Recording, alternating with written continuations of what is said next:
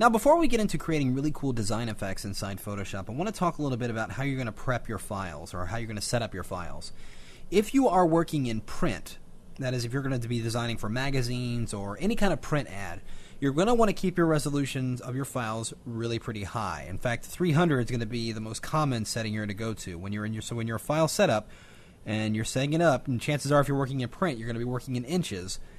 So whatever dimensions you set up, you want to make sure that your resolution is at least 300 to keep the graphics really high res, because we're going to be doing a lot of different things and distorting and resizing and resampling, and that's going to be fine to a degree, but you want to keep your files pretty high res if you are in fact going to print. Now, if you're working in web or video, then it's not going to be as critical, but you will want to work in a relatively high resolution because we may end up scaling things up. That might be in a video or something on a web page you might want to scale up.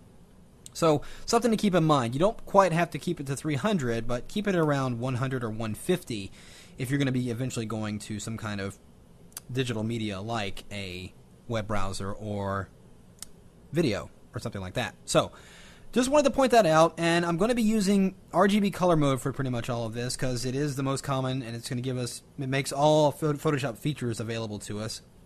So that's the main color space I'm going to be working in. Again, if you're working in print and you know that you eventually convert your files to CMYK, you're going to want to pay attention to some of the graphics we create because sometimes they're going to be a little bit out of gamut and you'll need to color manage those or have to compromise on how they're going to look when they print, because some of these effects honestly do look better on screen. They're going to be look more for like a web page or video or aspects or something like that.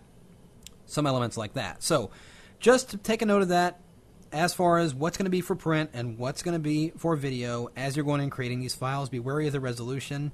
And let's get started and have some fun making some cool design graphics.